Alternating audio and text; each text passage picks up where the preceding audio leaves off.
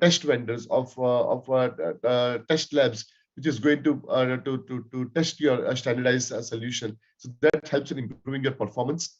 The next one is sustainability. We also want to make technology safer, interoperable, and sustainable for the future, as mentioned earlier. That we do not want something that our generation can use it, but the future generation or the next generation that comes after us, like we would have depleted so many of the resources that they won't be able to use the solution, and that is not what we want with our standardized solution to come up with. The next one is growth. Again, it facilitates growth and economic growth, as I mentioned, hinted earlier, that we develop an ecosystem of players, which and because of which you are actually encouraging the industry to help with the growth, to help with the trade, and make the solution global, because IEEE developed standardizations are they're deployed worldwide. So anything that's developed, say, in India or China or Europe, can be deployed here in US, and the same with the thing here in US. The solutions that are developed based on standards could be deployed worldwide.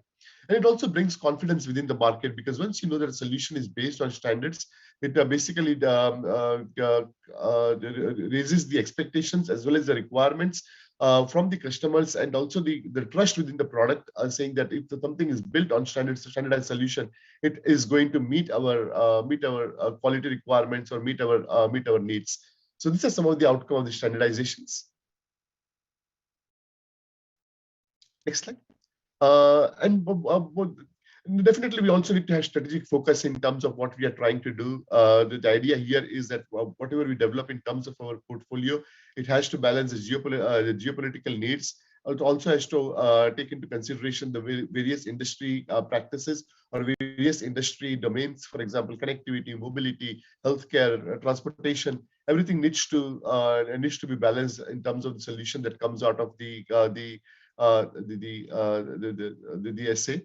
And also, we want to focus also on emerging and critical technologies that is going to have high impact. For example, as I mentioned earlier, sustainability, autonomous technology, and others which are going to have a huge impact to the worldwide industry, and also growing and sustaining our consensus-based platforms in such as forming a consortia or promoting an IEEE open source. Again, this is one of the activities within IEEE which promotes the development of solution based on open hardware and open software. Next slide.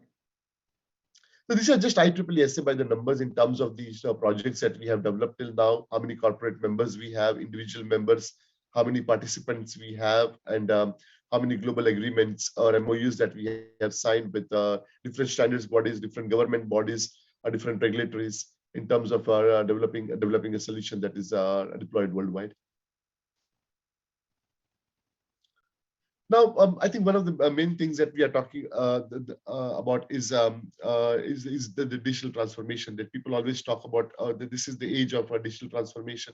Now, in terms of digital transformation, what we are also going to see is that the cybersecurity standards, they play a very important role in terms of the economic challenges. So just wanted to highlight that cybersecurity is actually going to be a very critical element of this whole digital transformation idea that's been promoted worldwide. And again, just to give you the scope of the digital transformation, the people are talking that this is going to be $1 trillion market in terms of when things are going to be converted into the digital domain. And IEEE has been a trusted platform providing globally accepted and time-tested standards. For example, some of the cybersecurity work that that Vikas mentioned is we talk about cybersecurity, privacy, data resiliency, again, technology ethics, environmental impact, human well-being, and we span across the different industries and sectors. As mentioned, telecommunications, transportation, agriculture, advanced manufacturing, health and bioscience. So these are all the domains wherein the cybersecurity work that's been developed could be spanned across, and thus could achieve our goal of digital transformation. Next slide. And this is a little introduction about the connectivity and telecom practice. Again, I lead the connectivity and telecom practice within IEEE. And I think everyone is familiar with Wi-Fi technology. Again, that is something part of the connectivity and telecom practice. And again, the Wi-Fi technology has made a significant impact in human lives worldwide. Now, we also want to address some of the other challenges that are coming up within the industry. To achieve that goal, we have actually developed 3 different work streams addressing the rural connectivity, consumer connectivity, and industrial connectivity. And to achieve those things, we have different programs that we have initiated. We have programs on Open RAN. Again, this is based on open source or open hardware and software solutions. On rural connectivity, the user-defined interface to address the needs of the people who are not technologically savvy, cybersecurity, 6G technology, sustainability, and also we need to talk about the transdisciplinary framework, wherein we are actually developing a framework for various different industrial needs. Right now, the group is addressing the needs for agriculture, and this is going to be transformed into telehealth and telemedicine. And we also have a separate program on telehealth and telemedicine. So these are just some of the few programs that we are addressing right now as part of our connectivity and telecom practice. And if you guys are interested, you can either email me or be involved and be engaged in these different programs that we have in connectivity and telecom practice. Next slide. Again, thank you so much. And now I will hand it over to Debbie Reynolds.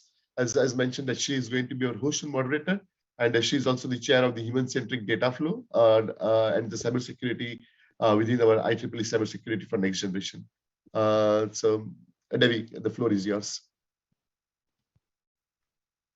Thank you.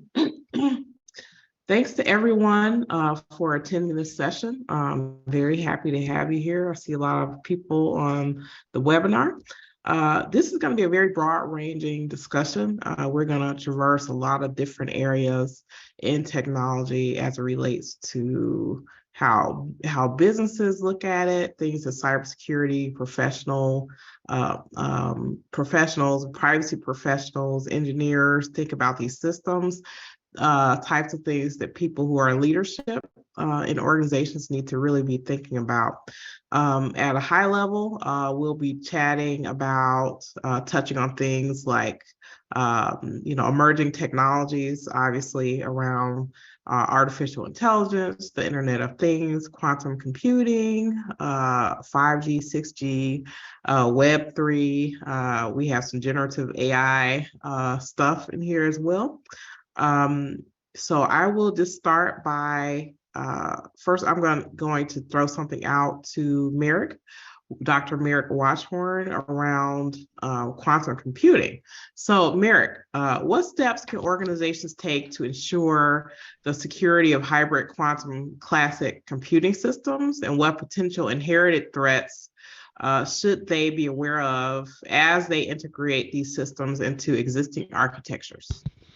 Yes, Sam. Thank you, Pam, and welcome to everybody to our second panel on this particular discussion. So the cyber threats that we're currently seeing today are not going to dramatically change in the most strictest sense when we start to develop inside the quantum information science space. What's going to happen is the current systems are going to start to fall systematically by the processing power that the theoretical commercialization of quantum computing processing power is going to provide. So in 2017, the National Institute of Standards and Technology, along with the Australian counterpart, did a massive research study with a lot of very, very smart people. And I'd like to tell you I know all their names, but there was like 3,000 people working on this, and I don't know all 3,000 of those people.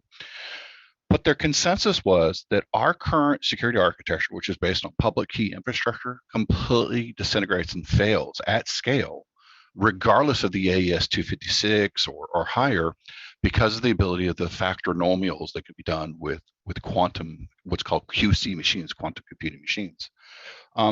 So when we start to think about what does that mean, the threat landscape is now starting to be populated and mutated by threat actors that have now made themselves smart on artificial intelligence. And so now you're starting to see this emerging cyber attack framework that's popping up in the dark web, is popping up in different areas.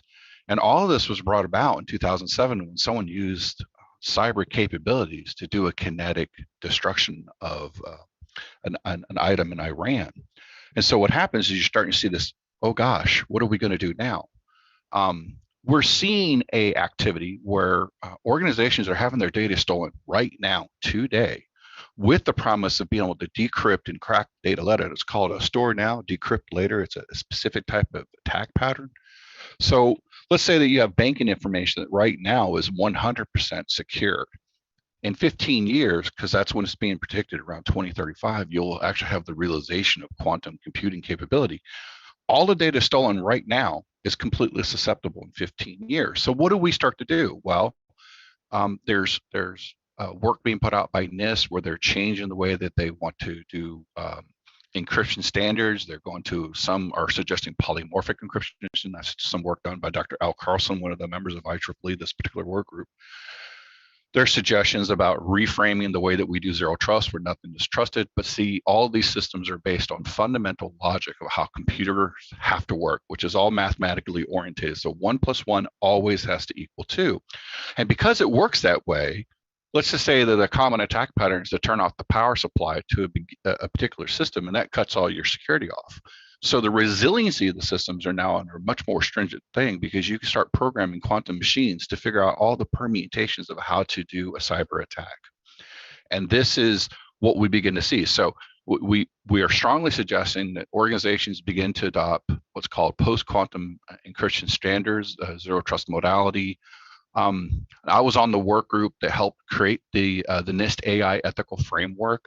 And I can tell you right now, trying to explain lawyers how computers work is like trying to explain to a 2-year-old how the way an atom works. There's a non-associated dissociated process, and so there is a responsibility for cyber engineers to go sit down and talk with quantum experts and have those quantum experts make them smarter about how they protect these systems. You're still going to connect to a quantum environment through a classic channel. The preferred way is now through cloud. Cloud is no more secured than it was 13 years ago. In fact, it's actually less secured because everybody has to agree to a common security model. Once you get to a common security model, if someone needs to have a little bit more security than another person, you're actually infusing that security into your system. But if I can go at the FPGAs and hack the whole system, or if I can go at the hypervisor, take over the hypervisor, that's the lowest level of the IO security level. I can compromise the entire system. So it's a thought process of how you create quantum encryption keys, how would you disseminate them, how would you share them. All of these things are now on the board. And so our group is trying to figure out the roadmap, if you will, of how you would create international standards that are trying to keep up with something that's going so fast that if you sat every day and tried to read the estimated 11,000 quantum papers published, you would never be able to complete that task in a 50-year period, much less in a single day. So it's very fascinating for those of us in the world. And so education, training, situational awareness, and at some point we're going to start seeing some really interesting stuff like quantum threat intelligence that's going to come out, where it's doing predictive analysis on how cyber attacks may occur. And with that, Divya and Pamela, I'll pause for a second. This is Debbie. I have a question, a follow-up question to that, sort of, that I want to ask Dr. Watchorn.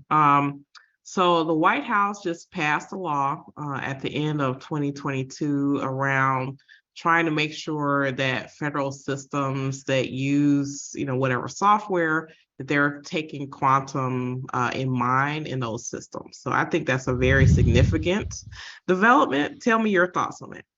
Well, if we go back and we take a look at how the US government, and not just them, by the way, so the UK is involved, Australia is involved, most of the UN nations are involved, we start to see a confluence, if you will, of different separate ideas.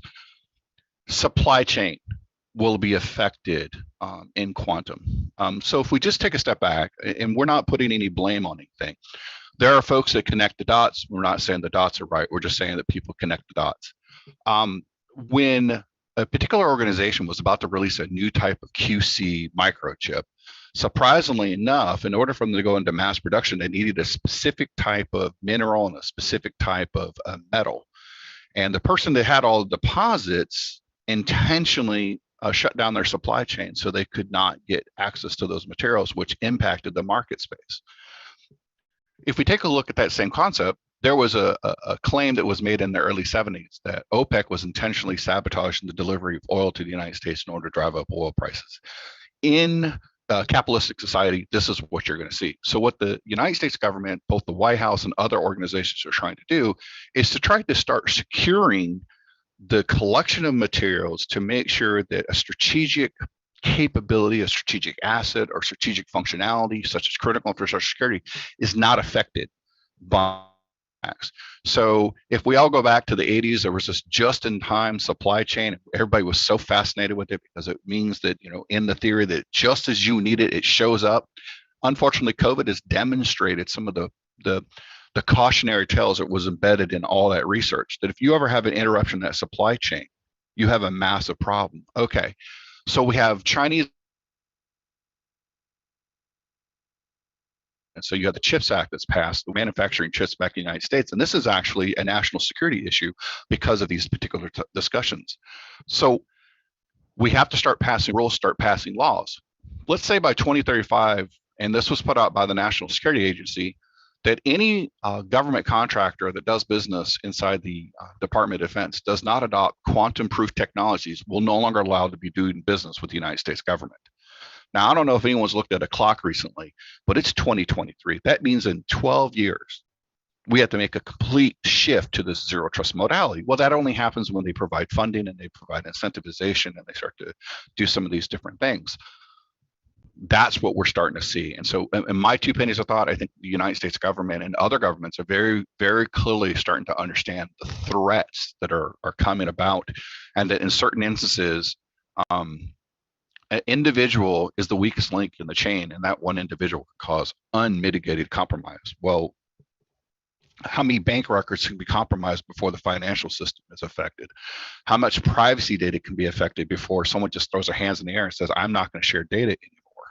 So it's one of those things. That's before you get into all the fun stuff about all the people that can be artificially created, and you could have a live conversation with a robot, with an artificial intelligence. You have no knowledge that it's that person until you start doing natural language processing analysis around the engine to determine if the system is actually a person or not. And that is a very nascent study group. There's not a lot of people actually know how to do that, man. Well, thank you so much. I want to turn to Rajesh. I want to ask, we're going to talk about zero trust now. So can you explain zero trust and identity and why they are received, why it's had received so much attention in the industry? And is it being considered a potential solution for securing systems? Thank you, Debbie. Welcome, everyone. Thank you, Dr. Watchon.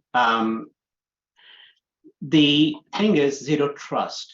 Why it is receiving a lot of attention goes back to data breaches. If you go back, data breach has been consistently seen since probably when it was documented in 1984. But in the recent times, it's been increasing in number. When you consider, say, the emoted Trojan, which is more a AI-based of crime as a service, or WannaCry and others, you do see this increase. Now, where does zero trust come from? It does not, it basically says that you are not only going to be looking at your entity to be protected, but you're actually going to make sure that the entity that you are converting to a resource is accessed by an entity that is allowed to access it. What does that mean? It means it's a belief that access to any of the resources you have should be granted on the basis of not where you are, but who you are, how trustworthy you are, and that this trustworthiness is continuously evaluated. Is this something new? No. This comes from the principles of list privileges. And the term zero trust was coined by Stephen Paul Marsh in his thesis back in the 90s on foundations of trust as a computational element from University of Stirling. Along the way, around 2003, the Jericho Forum recognized the challenges of perimeter security. What is perimeter security? It is the security that we generally do as today. We end up creating a firewall. Anybody inside the firewall has access to all resources within that segment of the network, or anyone from outside of that firewall does not have access. So in other words, think of perimeter security as outside looking in, but anybody inside has access to everything. This came around this time, around 2008, 2010 timeframe.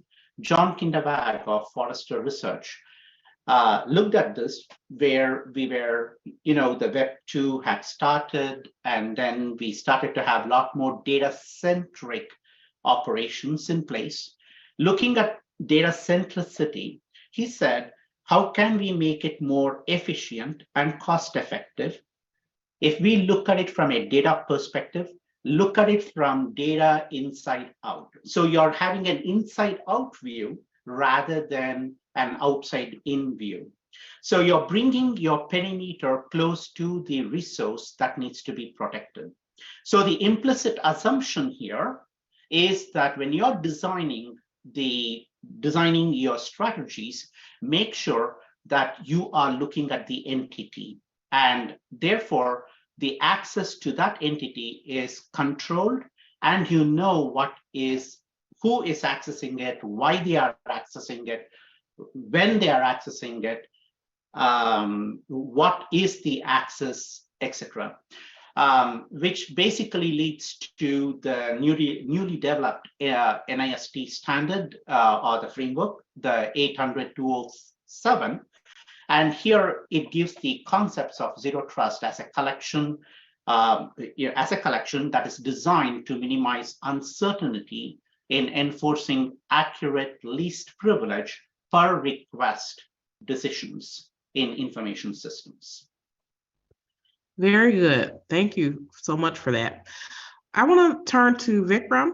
I want to ask, with the increasing use of generative AI models like ChatGPT in creating malware, how does this impact individual privacy and security in our homes?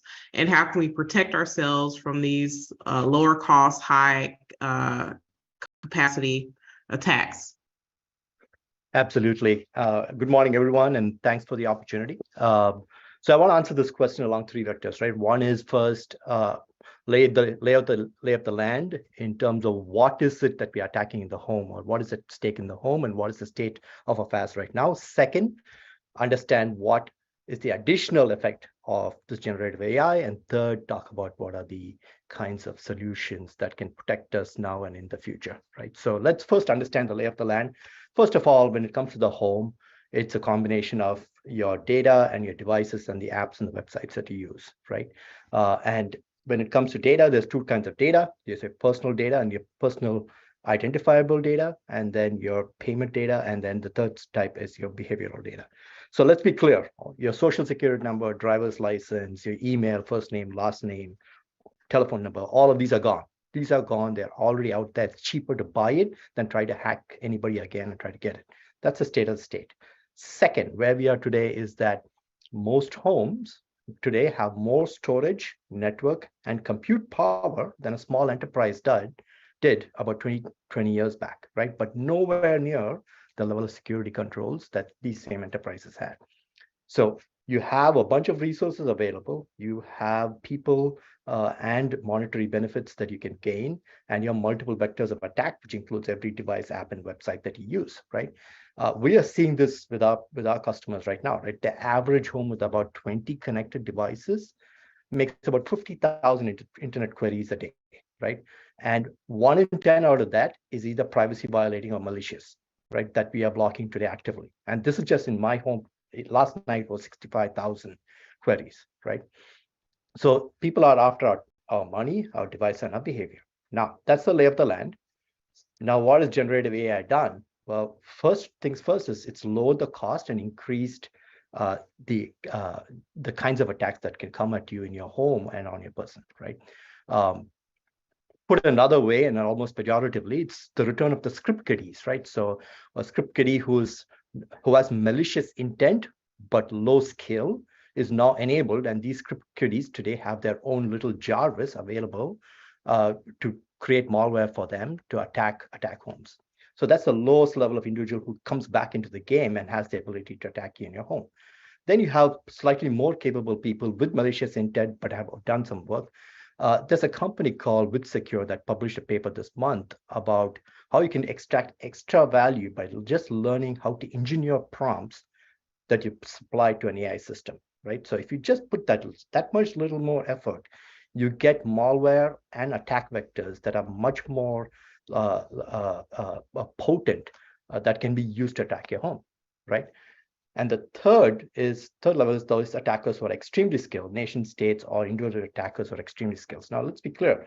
These people have had access to these kinds of tools for a long time. But what this has done is make a whole ton of these tools available to them, available at mass and at volume and in a commoditized cost as well, right? So that we know what we have. We know what new kinds of attacks are going to come as a result of these models. And the third is now understanding how we can first defend ourselves, right? So in the home, first of all, we need to make sure that any kind of a security solution that we discuss addresses privacy. You cannot have a conversation about security without having a conversation about privacy. So the first first strategy of defense is, well, make yourself not the cheapest person to attack, right? If you run faster than the slowest person, then you're less likely to be attacked, right? So same philosophy, make yourself not the cheapest to attack. And if possible, make yourself the most expensive to attack. So in terms of the defense mechanisms and how we need to think about it, first and foremost, I think that we need to start putting controls back in the hands of the people. As much as enterprises need to solve the problem too, we need to put controls and tools back in the hands of people as well as intelligence so that people can make the right choices for themselves. So I will lean here on a concept which is not new. It's been used in enterprise cybersecurity space for over 15 years. It's called defense in depth, right? We could lean on those same concepts, except that we start to redefine what we mean by depth.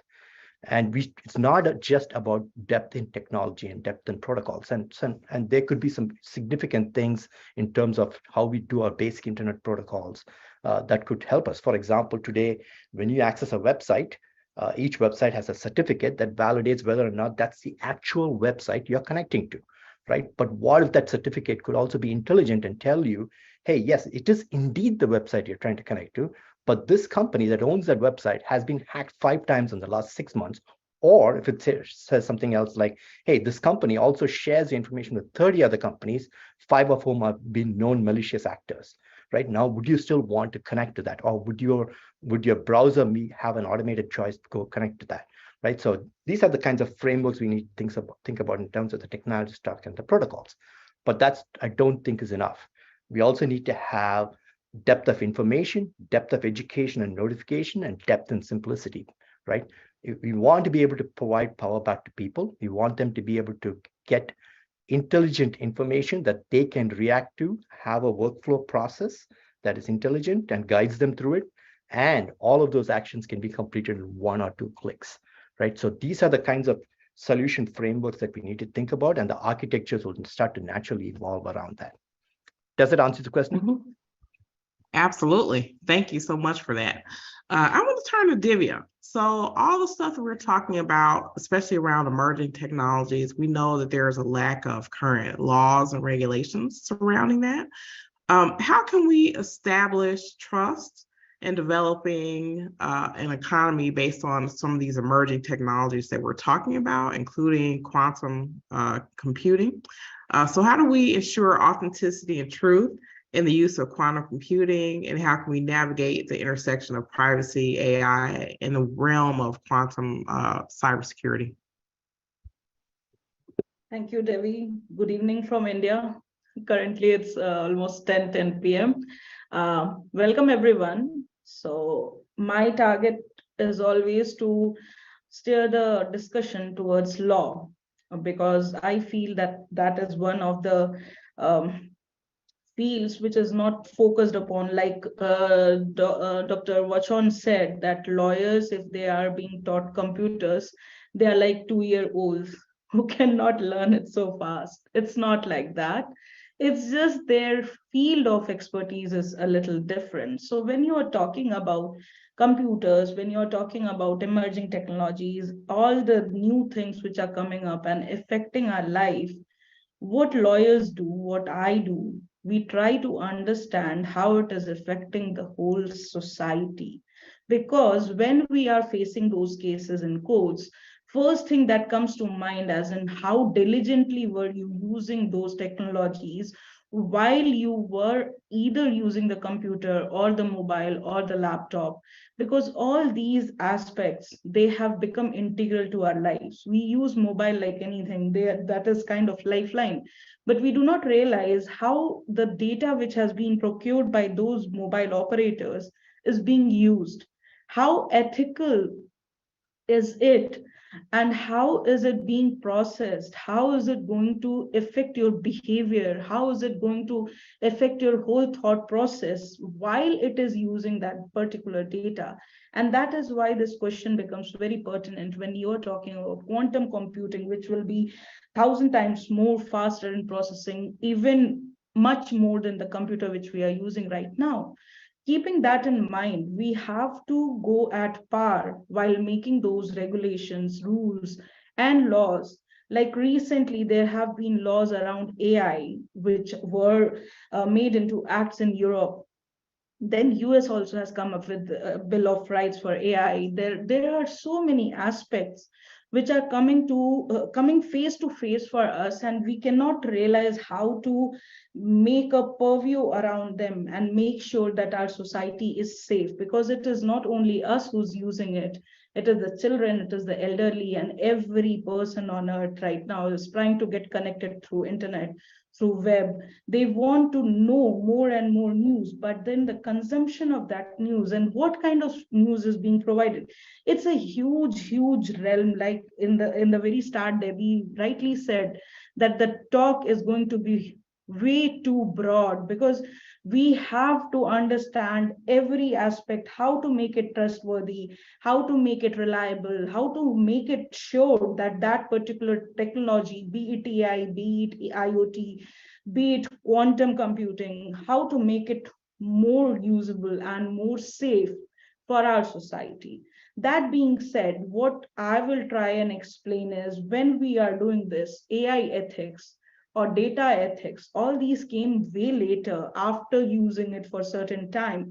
So what I believe, when we are talking about quantum computing, we should start talking about the ethical aspects as well, keeping in mind that they will be the focus point after some time, because you just cannot use technology without using your brain and without being in the whole scenario of rule of law, and that making of that rules. So what I was trying to understand when we were discussing this particular webinar is, when we are talking about all these concepts, are people really aware about all these concepts? Are they really diligent enough? Are they educated enough? Are they being provided all the data so that the very uh, crucial concept one has to understand? Like before me, the speaker, Mr. Vikram, when he was talking about the usage at home, how we use it, that informed consent comes into picture, and that gives rise to the thought of morality, ethical use of that particular data being collected. There was a time when spam was very new. People didn't know how it came into picture. There was um, uh, a very small act when people used to send email saying that this can be done, and people used to click those links and they used to get spammed. Later it became unsolicited. Why? Because an act came into picture in US. It said can't spam act, and all those came later. Imagine if we become more diligent a little before quantum computing becomes very common for everyone. if we have that act beforehand, is it possible to safeguard ourselves? I think yes. And I think lawyers and engineers and everyone should actually become friends, I would say. We shouldn't think that lawyers don't understand engineering and engineers don't understand legal concepts. It's not like that. That diligence should come into our fraternity as well. I am by myself, I'm an engineer, so I understand it a little bit. And there are so many concepts, Debbie, which I would love to float even before leaving the podium, but fair use of that particular technology, mindful use of that technology which we are talking about. Let's see, if I'm talking about privacy, is my concept of privacy same as Devi's privacy concept? There may be a difference. Maybe she will like to be more private than me. Maybe I would like to float a couple of photographs of mine without thinking twice. It's the same scenario which I face with the people when I talk about it with the students who are too much open and using those reels nowadays. I think TikTok or something. So all these things, they are contributing to the data which companies are using. So how mindfully we are using those apps is also a very bigger question.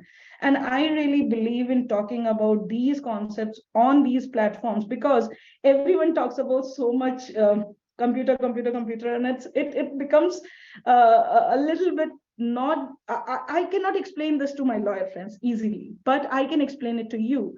You being an engineer, you are supposed to understand the legal purview of that. How are we going to stop quantum computing, or how are we going to stop any such act?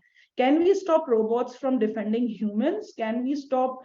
Recently, there was a very, very big question that whether robots are going to defend humans in courts. It may be allowed. Maybe a couple of years down the line, we will see that. It may be allowed because they are already helping in many ways.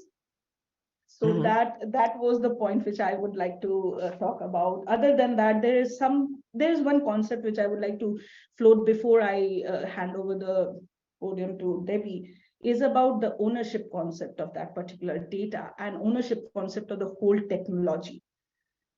The technology which we use, we feel we are the owners. No, we are not. We are supposed to be diligent before thinking about it and before planning our lives around the technology.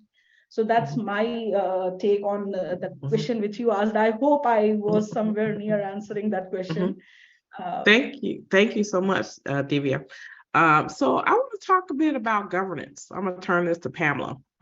So how can we effectively implement governance mechanisms, risk appetite and compliance measures to balance organizational, societal, and individual perspectives, particularly regarding managing these complex intelligent systems and navigating the complexities of conceptualization, rollout, and operation with all these things floating around?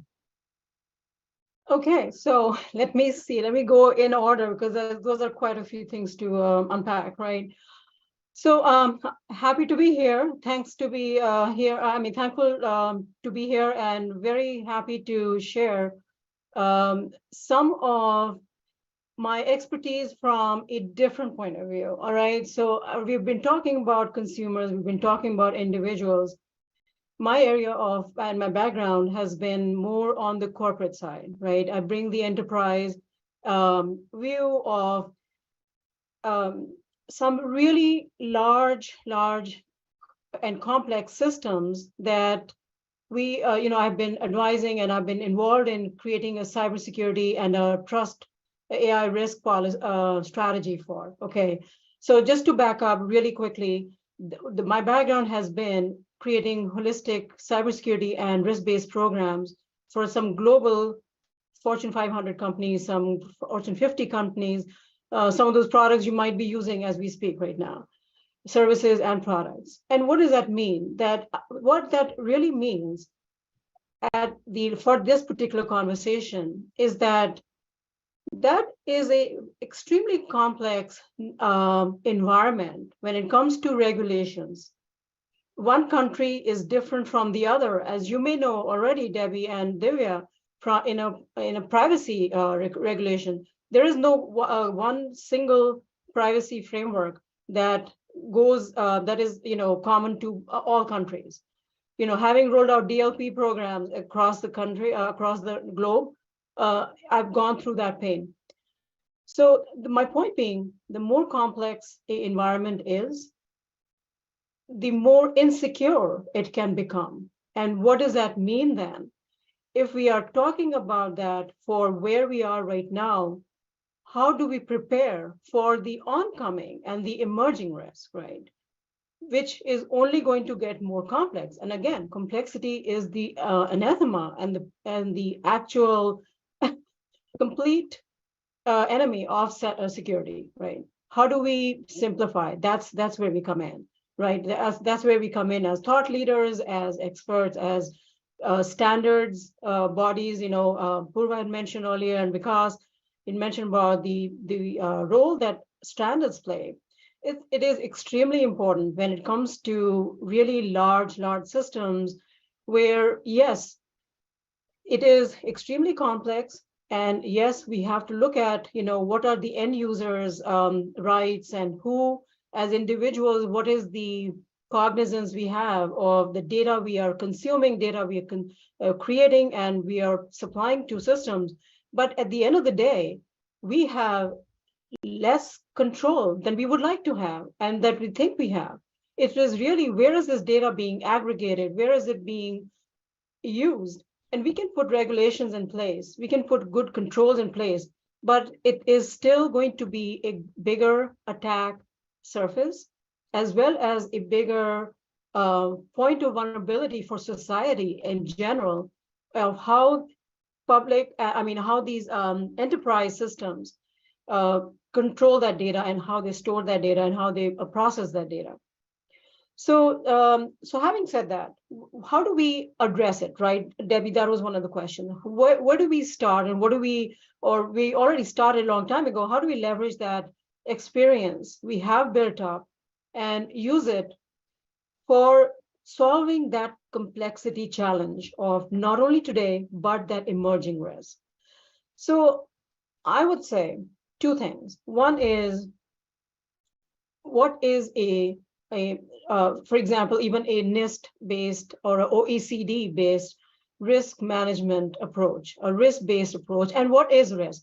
We all know what risk is, but let me just throw out a definition in the context of AI, which, as you know, is extremely complex area to regulate, a large area of development challenges, ethic and societal challenges. All right, so let's take a look at really quickly, what is AI risk management?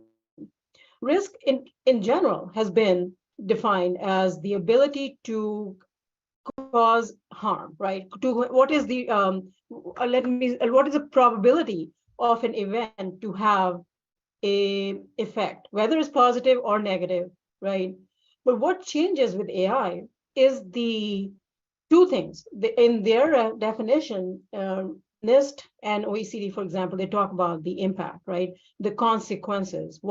How large can that impact be, for example?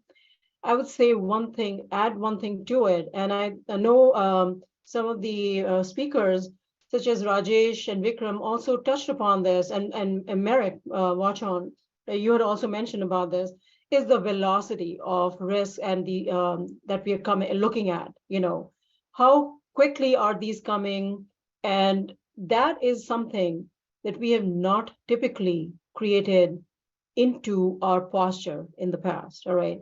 So how we prepare for the future will depend on two things: is how agile we are. Do we have a foundation of standards, right? So that everybody does not have to create the same posture, same approach again and again.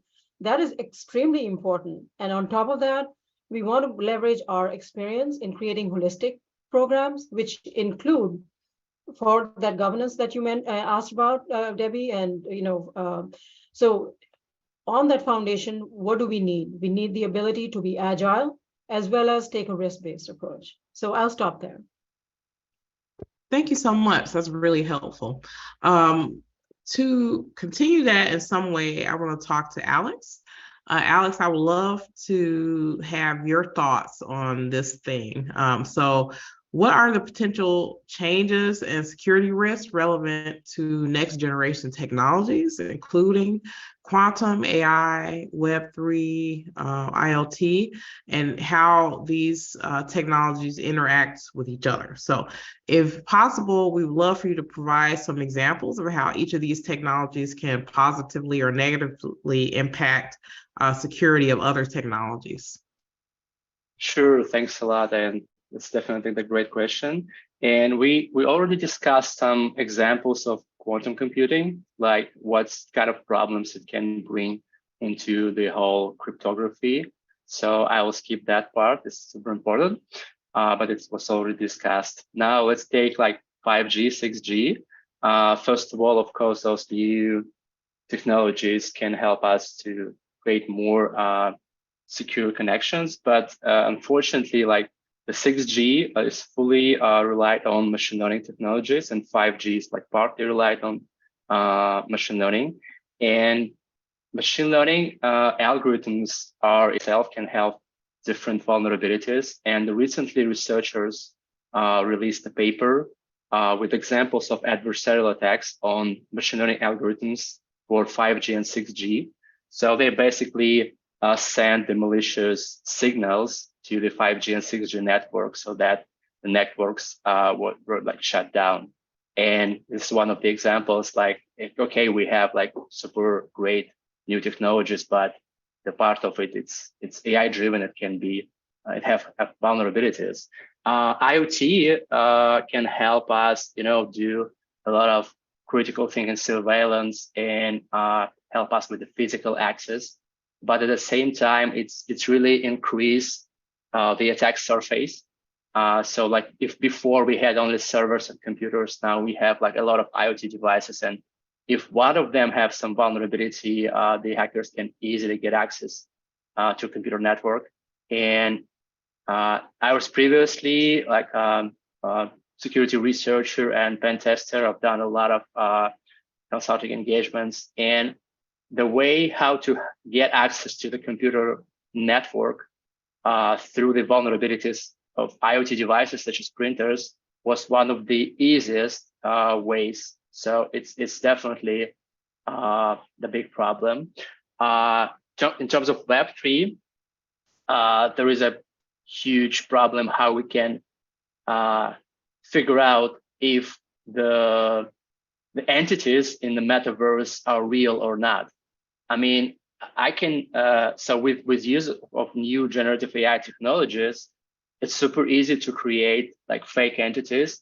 It just take like, I recently registered on the one work website. So I create a fake photo, a fake text description, like everything. You can create like a fake video of some person. So it's super easy, and it's a huge problem how we can understand if the entity is real or not. And of course, the AI can help us in all the areas of cybersecurity, but unfortunately, it has its own issues and the vulnerabilities. So the very common example is the adversarial attacks on AI, where we can fool AI system by demonstrating like one picture, but changing it a little bit in such a way that AI algorithm will think that it's completely different thing. And those vulnerabilities are exist everywhere. And there were examples of bypassing the facial recognition systems, the content moderation systems, even self-driving cars. And it's just a huge problem, which is not basically solved yet, because it's a complex, the architectural problem of all AI algorithms. And so basically all those examples that I've demonstrated telling us that we have a lot of new technologies, but when we start to combine all those new technologies, we have a lot of new problems that we need to solve. And this is basically the general idea of this, standardization and what our community and what we are trying to do.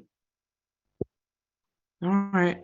Thank you very much. I would love to turn to Rajesh. I want to ask about IoT. So IoT brings its own set of challenges. I wanted to know how do IoT devices and integration of machine learning change the attack surface compared to the traditional landscape? So can emerging techniques like federated learning and technologies like blockchain help secure the devices? Hi, Debbie, thank you. That's a loaded question, and I'm not sure if I have enough time to answer that all, but I'll try my best. IoT, that's an interesting concept. We need to search back and go back probably to the 80s with the work of Mark Weiser, who provided a summary of what ubiquitous computing looks like in the future. I guess that was around 1979. And then there was a paper out in 1991 on the origins of ubiquitous computing from Park Research Center. What exactly are those, and how do they work together? Is your cell phone an IoT? Is anything an IoT? Anything, because it's called an Internet of Things. Is it that anything that connects to the internet a IoT device, or what exactly is it? How do we then, if we define, say, anything that connects to the internet as a IoT, how do we then define securing such a system? How does that contribute to the wellness of the society as a whole? The recent Colonial Pipeline attack, for example, brings this out. Take a simple example. Let's take a scenario in a hospital. You go to a hospital, they connect a device. That device takes information on your blood oxygen count, your blood pressure, your heart rate, etc. These flow through some communication channel to some system that gets disseminated to your doctors and nurses and so on. Now, here we have a medical device, which, if the enterprise systems get connected to the internet, becomes an IoT. Now, these devices basically form the device layer, and then you have the communication layer, say, that communicates the data through reliable transmissions to the appropriate enterprise systems, where you can implement machine learning or other techniques to analyze the data. How are emerging technologies impacting these? Take, for example, 5G. Now, I'll specifically look at just the 5G slice. What is a 5G slice? It is just an overlay on top of your physical layers. And that overlay basically tells you the path or the resources that that particular information flow can touch. Similar to your, the road transportation systems. You take your car out, you go on the street, then you merge onto a line that comes from here. You not only have the device layer that contains its own sensors. For example, I talked about the one you put on your skin to identify your heart rate, your blood oxygen count. So there'll be a needle piercing to find out your, the flow and your blood pressure, so on. Each of them are sensors. Then you secure your sensors. Then you need to then send that data from the device through the communication layer and then to your application processing systems. Each layer, so there are three here that I have identified: the device, the communication, and the application. It's that communication layer we talked about as 5G slice, and it's just one entity. So how do we secure? Look at the complexity here. The complexity is not only at each of the layers, but also across the layers. That end-to-end flow has to be defined. And then on top of it, you are now looking at applications to reduce the workload, the effort required to analyze the data and interpret them and then do a prognosis. You implement some techniques to look at the data, classify them, and then say, okay, is it good or not good? This is where you use certain ML techniques or, for example, ANNs and so on. And you can basically develop some level of cognition in there through your cognition engine to develop heuristics or just identify what are the outliers, then say, this is what it is. Each of this is a threat point. Each of them is an attack point which can be exploited to, get into and extract your data, whether it's personal or system, cripple your systems. What's important here is the governance across the lines. So when you're looking at this data flow, you have to look at it from not just the flow of that data, but where are the controls enabled?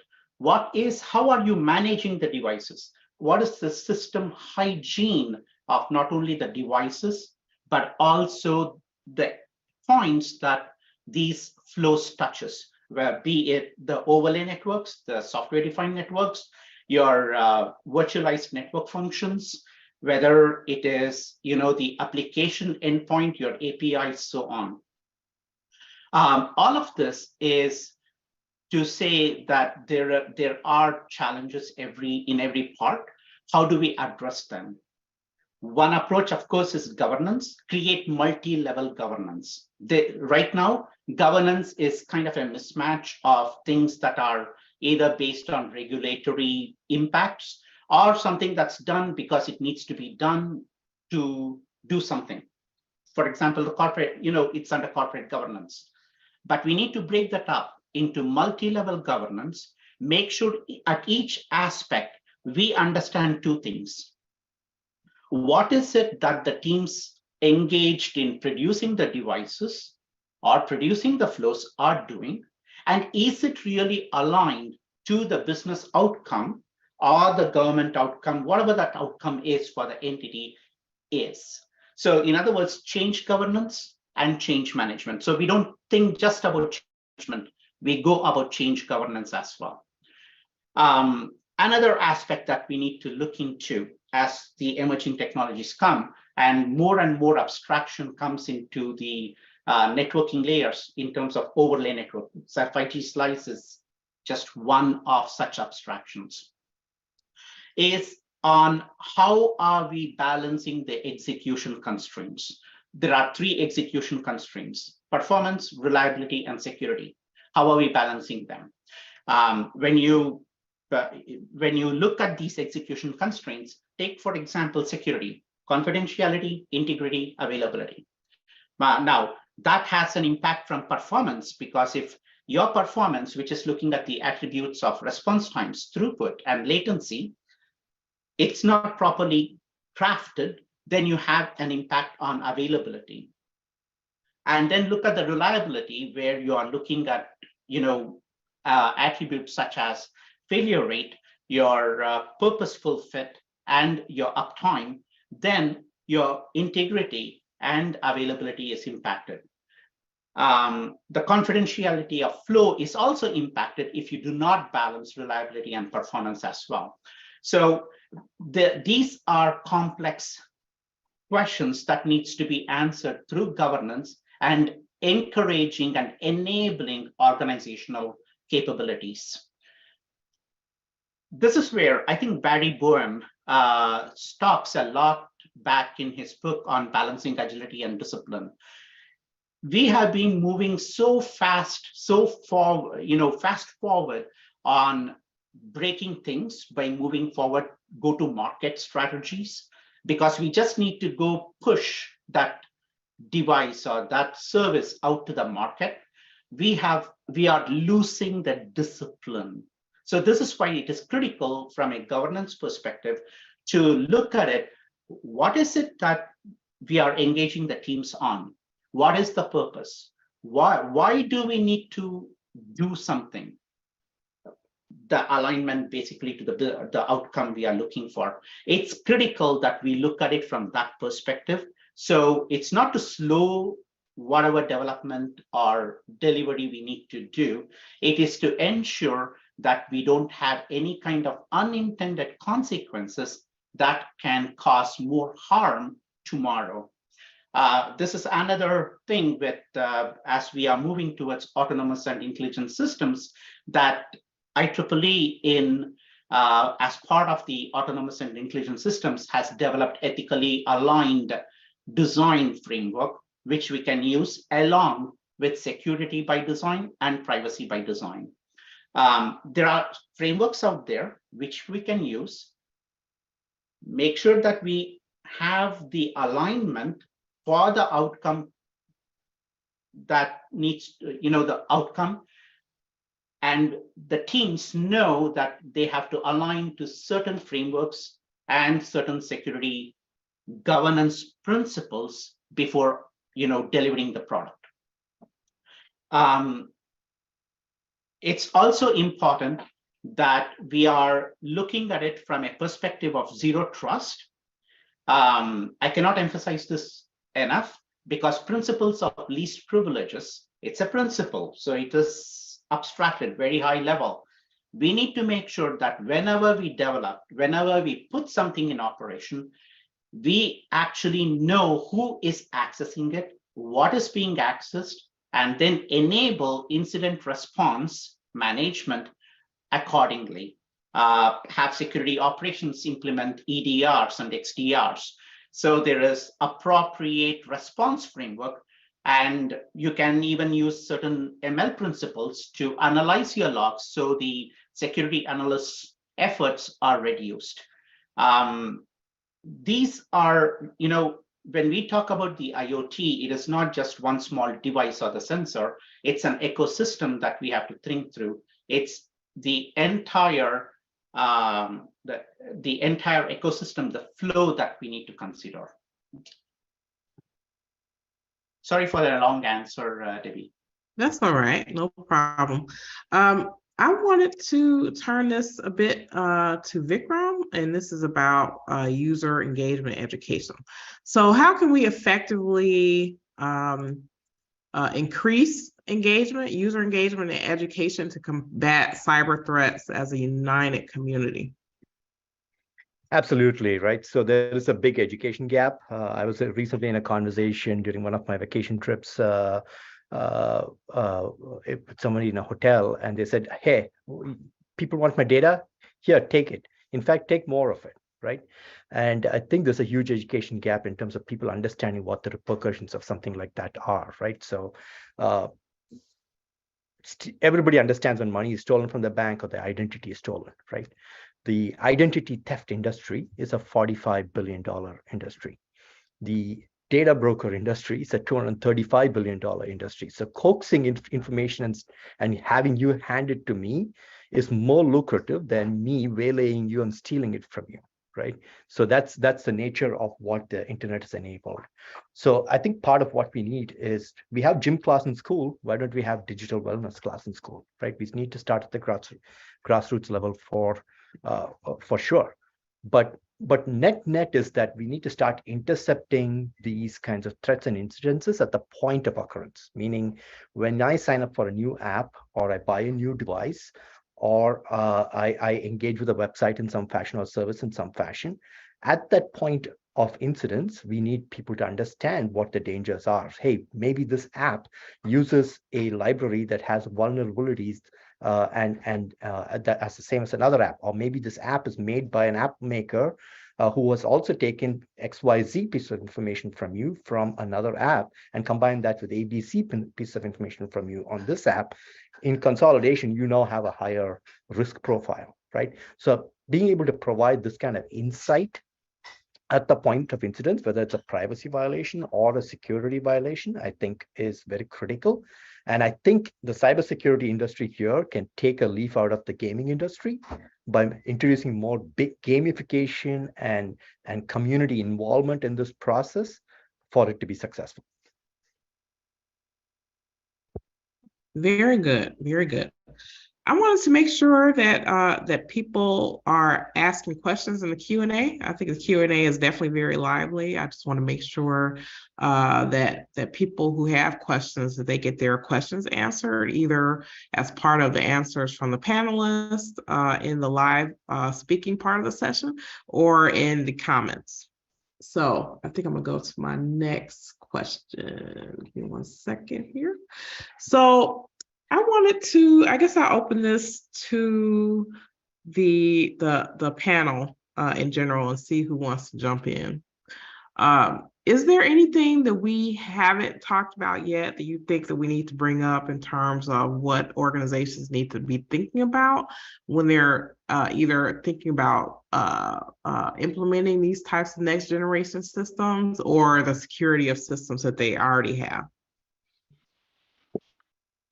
Debbie, this is Dr. Watron. I'd like to take a quick stab, and I think this will be hopefully all encompassing. So recently I was brought in on how you would design a smart building. And the engineers and the architects are talking about all these really cool stuff that any one of us are like, we're living in the Jetsons, right? We're talking about swipe access with the armband that lets you immediately get in so you don't have a key, and just all these really fascinating things. And what really struck me as odd is that did a little bit of research, and I'm sure I'm not the only one's going to make a comment on this. There's very little security standardizations on IoT buildings of any kind. What kind of alarmed me is that I went a little bit further with that, because they were talking about being able to charge cars, and there's ways to hack vehicles now through electrical charging devices that didn't exist specifically several years ago. But imagine you take your car in, and it's a $80,000 Tesla, and you plug it in the wall, and it hacks your phone, and it hacks your AI engine on the car. It hacks your home. It's all one thing. And imagine, if you will, when we talk about what this organization is trying to solve and what we're looking at, imagine that magnitude of a problem. And with that, I'll pause. I know there's other people who'd like to comment, but it's an entire building. And these are going to be commonplace. These are not going to be one-offs. These are going to be a new emerging threat landscape, that a single building, which is fully integrated with IoT devices, with interdependency and cross-functional domain.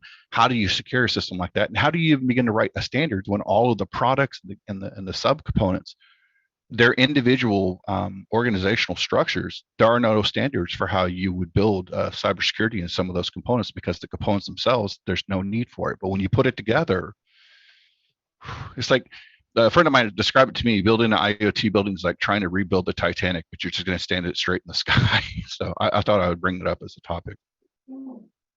Very good. Anybody else want to jump in on that? Yeah, Debbie, as you know, I'm on the advisory leadership committee for NIST GCTC, which is a global city team challenge for smart cities, smart communities, and that very much covers what is a standardized or a constant or a consistent approach to take to building up IoT when it comes to our smart cities, smart buildings. Let's take smart building as an IoT in this very, very broad context, right? So the CSF, which is the cybersecurity security framework from NIST, CSF is we have a kind of attuned it for IoT and for smart cities and for smart buildings, for example. So if you are interested in that, Mary, I'm happy to talk to you about that. But that is very much a broad kind of a framework. But I will draw attention to, as we are talking about the immense amount of data that we are collecting and producing with IoT, right? So let's say city smart building being a IoT device, as I mentioned, there is an immense amount of data that is coming out. So how do you process it? How do you get the right kind of ability to act on it? that's where AI is extremely important. And I'd like to highlight a recent development by, it's called a algorithmic transparency standard that was created by 9 cities. And they are actually proactively have already deployed it even before any regulation has come out to ask for these kind of actions. Extremely important to kind of take a look at what they have done and what that standard includes. And in fact, we as NIST GCTC might be looking at collaborating and seeing what does that mean for a broader global ramification, and what are some of the things that we need to take before they are, regulations are not going to keep up with the kind of action we need to take. So what are some of the proactive actions we can take? And as thought leaders, as standard creators, as standard adopters. But I would say the main thing that we can really do as, the main value we can provide as professionals is how to take all these immensely complex standards and regulations, et cetera, and simplify it so that people who are actually need to take action on it can understand what they have to do. So the more it can be dumbified, right? Because nobody has time to go through 230 pages of ethics by design. If you are an engineer, for example, or a 500-page document on a framework, right? That is extremely important and incumbent, I think, on our as professionals to take those and put it in the hands for the right people who can take action when they need it. So happy to talk more about it offline and with you, Merrick, and whoever else is working on smart cities and smart buildings. Yeah. Well, I just want to, I guess I'll say a bit about my work in this area. I work with companies on smart cities and IoT around data privacy and data security. I've also been selected as one of 16 Americans to participate on a advisory board for a report that will go to Congress about how we need to position ourselves in the United States and internationally around IoT. And that goes from the manufacturing, implementation, how users use it, around the technology and security of that, also the privacy, and then the human centricity of all those things. But I think I would love to have Rajesh add some information. He has some resources that he wanted to share with the audience around these type of security topics that we're discussing now. Yeah, and one thing really quickly, Debbie, I'd love to give you any information you need on that, because I have worked with a global organization, a not-for-profit, in creating this compliance framework for security of supply chain in IoT, and product designers, consumers, as well as product designers of IoT. So very, very influential guidance that we have already created and is being adopted by some smart city implementers such as New York City. So I'll talk to you about that later. All right, thank you. Rajesh? Thank you, Pamela. Thank you, Debbie. There are a few standards that have been out there. For example, when we consider IEEE, we have the IEEE 2413, which provides the architectural framework for IoT system ecosystems. We do have the 1451 standards for harmonization and security of IoT. We do have standards for sensors like the 2510 series. We do have standards from other organizations, not just IEEE. For example, TM Forum does have a smart city paper out there. There is the IoT Security Foundations organization, the IoT organization that has provided the IoT Security Foundations standard.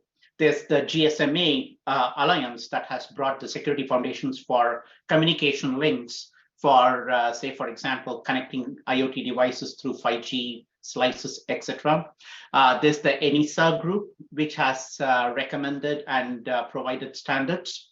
Finally, there's the IEEE 1451 standard, which is addressing the sensors, and it's also been accepted as a standard worldwide through ISO and IEC. Just to point out that there are, standards out there. The challenge is not that the standards are there. As was pointed by Dr. Watchon and Pamela, it's how do we integrate them all together? We need to ensure that when we develop architectures, we are looking at it from an end-to-end flow. Thank you. Thank you for that. Thank you for that. We only have a few minutes left. I wanted to make sure that I can that we make sure we can maybe impart a bit of information. I think what I like to do is maybe have each of the panelists, and I'll call you by name, to maybe make a statement, a 30-second statement that you like to make to end this discussion. I'll start with Divya. Thank you, Debbie. I will not wrap up in 30 seconds. I'll take 60 seconds because I have an answer to give. That is about law moves at a pace of snail. I want to make sure I get everybody in, so make sure your comment is 30 seconds. So there was a comment about snail mail pace of lawmaking. It's not because they are not aware, it's because they feel that society should get well equipped with whatever technology we are moving in, and then they make law. And that's what my stand is. Other than that, when you asked about how the company should work, what should they implement? I think gender equality will be the first priority, because there is a whole lot of 50% of the population is women, and they also contribute heavily to all the kind of data which we see and we process and do things. Given the fact that IEEE definitely supports gender equality, I believe in that concept. Other than that, my point will always be aware and try and understand the laws around your jurisdiction so that you are diligent enough while you are using technology. Thank you. All right, I'll have Pamela go next. Yes, hi, thank you. I'll keep it really brief. I think I've presented a picture of, coming from a business world where we want to take risk, right? We don't want to eliminate risk. We can't, because you have to go forward. And so the role that we play is extremely important as cybersecurity professional, which is what is the risk that is going to fit into the organizational risk appetite, but not just rely on the business or on the users to determine what that risk implications are. That's where we come in. That's where our knowledge and expertise comes in, to take the context, make it doable, make it actionable, and make it go forward. So explain the risk so that everybody understands in the organization, whether it's the board level, management, front lines, business units, supply chain, where is the risk coming from and how are we going to mitigate it? Because it's not going away. We want it to come so we can progress. How do we make it happen? All right, thank you, Pamela. Rajesh? Definitely. Just want to point out that security is an all-purpose oxymoron. If you do not understand what your entities are, know that not all entities are resources, not all resources are assets. So focus on your business outcome, secure your business outcome. So essentially focus on your assets to secure them. Secondly, governance is important.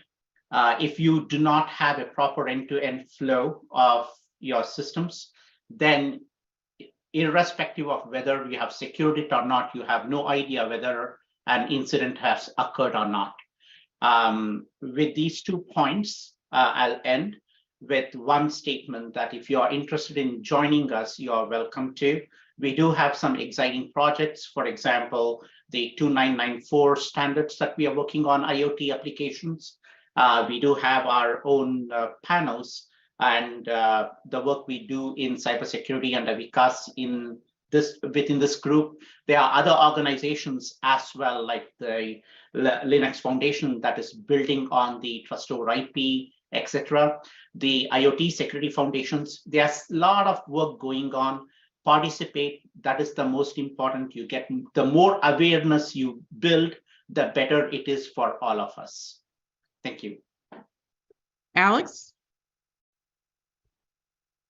Sure. I just wanted to add, because I was focused a little bit about the attacks, so now let's talk about defenses. I think that in related advances of AI, we have to move from, to multi-factor. We need to move to multi-factor security. So we had the multi-factor, authentication, and I think that the solution for all these new technologies is a multi-factor security. So when we think about security, we need to, think from 3 different angles, like where we want to check the securities in device and outside of the device, because we cannot rely only on one. We need to think where, when we want to add security, because we need to do it during development and during production, not only in one of them. And finally, how we want to do that, because we need to apply at least 2 different approaches to security. For example, like static analysis and dynamic analysis. So for each angle, like why, or like when, where, and how, we need to use at least 2 different solutions. So this is called like multi-factor security. And I think that is one of the potential solutions to deal with all those complex issues. So thanks. Yeah, thank you. Vikram? Thank you, Debbie. I just want to close with saying, when it comes to security and privacy, especially in the home, there's definitely good, there's definitely bad, but there are also lots of shades of gray in between. And empowering people to make the informed choices on them is critical to the architectures and the standards that we build. And whatever it is that we build, it needs to be centered on the person and being able to provide power back to the people. Thank you. Merrick? Yes, ma'am. Thank you. First off, thanks to everyone that contributed to the discussion. And I want to make sure that I say something properly, because I may have taken an illegitimate shot at my legal befriended. What I was really trying to get across was the lexicon between how laws and words have very specific meanings is often not conducive to the way that the cyber engineers and engineers in general. We reuse words that are often incorrect syntactically, the way that you would write a law. And so to kind of clean it up, where I was really going with that is a legal lexicon has to be created where the engineers consistently communicate to our lawmakers and our policy makers at all facets of the discussion inside any government in a very commonistic way. So, like for example, we can say multi-state, and multi-state, this is where a perfect AI discussion comes up, has different meanings. And so that's where I was going with that comment, not necessarily saying there was anything wrong with the legal profession. My wife works in the legal profession. So what I'm saying is that if the engineers cannot be clear and succinct to our lawmakers, it makes this problem so much more difficult. And so we have to,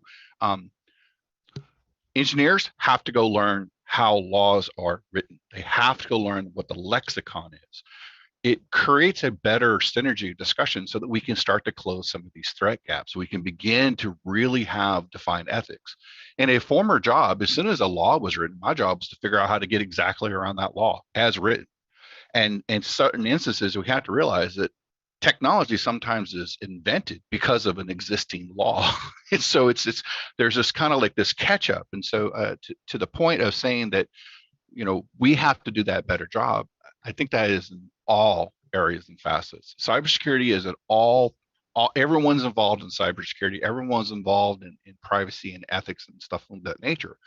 But if we just go back and we take something that Divya had kind of hit on, and Debbie, you've talked to me about this offline at least once or twice on other conversations. Facebook was never supposed to sell a drop of the data that they collected on anyone, and yet we know for a fact that they've been selling it almost from the get-go. There was no laws according to these organizations that said that they couldn't do that, except that there was the moral reality that we all thought that that's what they said they were going to do. So that social contract being broken makes it hard to write these socially minded, very conscious thinking, because you have the immediate pushback. Oh, we would never do that until it's discovered it's done. And so the laws are there not to act as a punitive or a delay. Sometimes the laws are there to make sure that accountability is woven in. And that's the problem with cybersecurity right now. When we see some of the mistakes that are being made, it's because accountability is not there. Yeah. So with that, I'll pause, maybe, and turn it back over to you. Well, thank you everyone for attending this session. Thank you for IEEE for hosting this session.